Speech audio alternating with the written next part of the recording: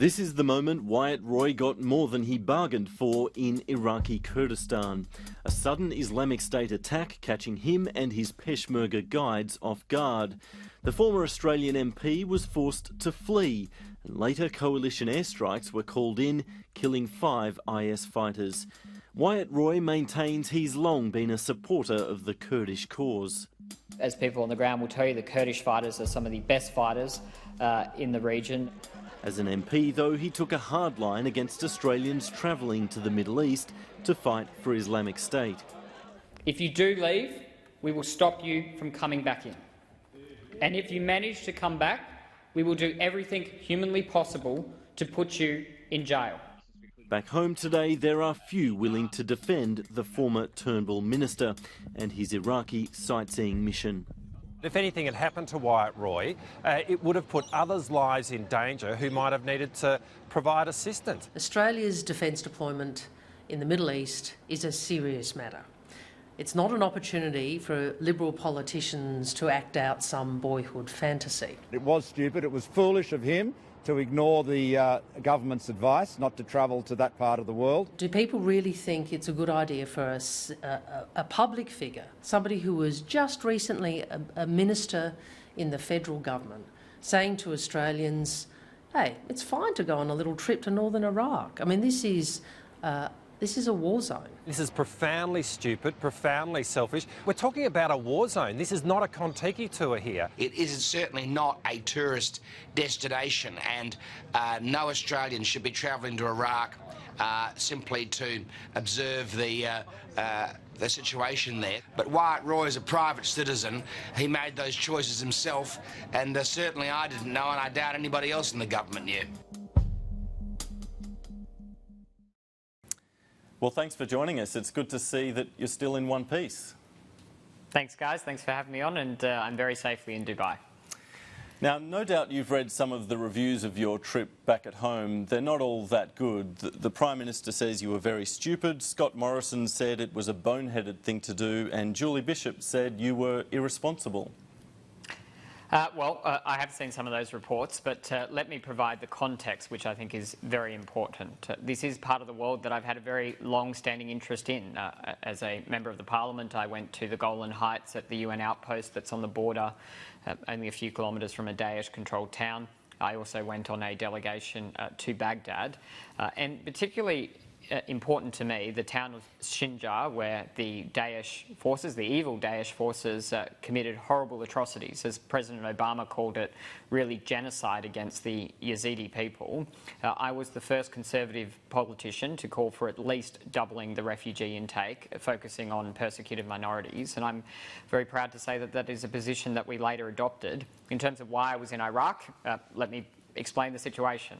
A friend of mine, Sam, who used to work for the British Prime Minister and also the Canadian Foreign Minister, he now works for a private company that does work for the KRG, or the Kurdistan government, on nation building, helping to build a civil society in Kurdistan and counter-radicalisation, using a political skill set, using social media, talking to young people to ensure that young Kurds are not radicalised.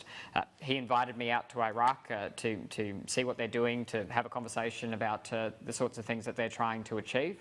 And I spent much of my time in the Kurdish region of Iraq talking to young university students, talking to policy think tanks, talking to academics, talking to people that are trying to support innovation and entrepreneurship in Kurdistan, and talking to representatives from all the political parties. I can understand going to Erbil and meeting the people you did, but why did you then need to go so close to the front line? Well, the Kurdish regional government had set up for us to spend time with the Peshmerga. We were spending time in the town of Sinjar, which is a liberated town, a few kilometres from the front line, and given my personal connection to ensuring that we are taking persecuted minorities, taking the Yazidis, that was an opportunity that I took when the Peshmerga had offered that. Now, we were incredibly unlucky in terms of the unfortunate events that the media has been reporting on. There has been some sensationalisation, and I think there's been an enormous lack of context around. There is over 1,000 kilometres of the front line. and we managed to find the one location, the 2 minutes in the last month that there was an attack, and that was incredibly unfortunate, unlucky. But the Peshmerga were incredibly professional, incredibly conscientious. Just to give you an example, when we had to hit the ground as we get up, the Peshmerga soldiers were brushing the dust off our clothes, and they handled the situation incredibly well. Within half an hour, we were back in the town of Sinjar. Can you understand at least the criticism of some of your former colleagues back here? Of course, I understand that the Prime Minister and the Foreign Minister have a job to do, and the Foreign Minister, of course, must take the advice of her department, and I don't want to make their lives any more difficult or their job more difficult. I would just make one observation. I think that the travel advice to the Kurdish region is something that has been a little bit misunderstood. The Australian travel advice is very different to the travel advice of the United States and the United Kingdom. The United States and the United Kingdom make a very big distinction between the Kurdish region of Iraq and, the other parts of Iraq. I think that that's not reflected. The other reality is Australia is one of the largest military contributors. I think it might be the largest military contributor outside of the United States, yet we don't have a diplomatic presence in Erbil when over 27 other countries do, including smaller European and Asian nations. And I think if you have that presence on the ground, then the travel advice is inevitably nuanced. If I can give you an analogy, I'm sure if this situation had happened when I was a British citizen, the advice of the Foreign Office in the UK would be different to the Minister than what the Department of Foreign Affairs and Trade is providing in Australia. But they are very professional people. They do a great job, but they simply don't have the presence on the ground that the UK or the US does. So would you encourage other young Australians to do what you have done? Well, I think, again, the context is important.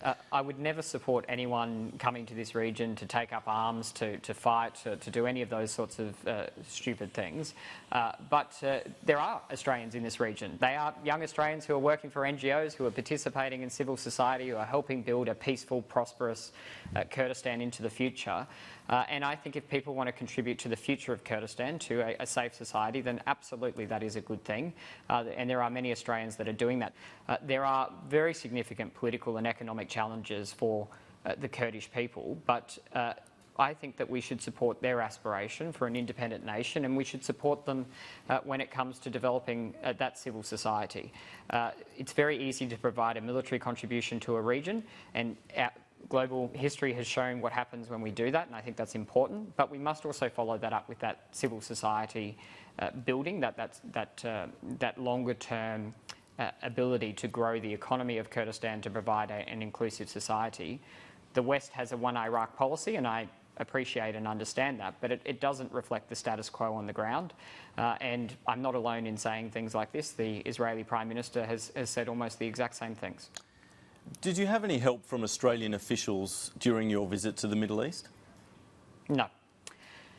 No, not at all. And as I said, my mate, Sam, who works for a private company which works with the Kurdish regional government, that's how it was organised, and the trip, and particularly the trip to Sinjar, was organised through the Kurdish regional government.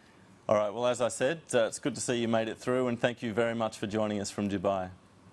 Thanks so much, mate. Have a good one. Cheers.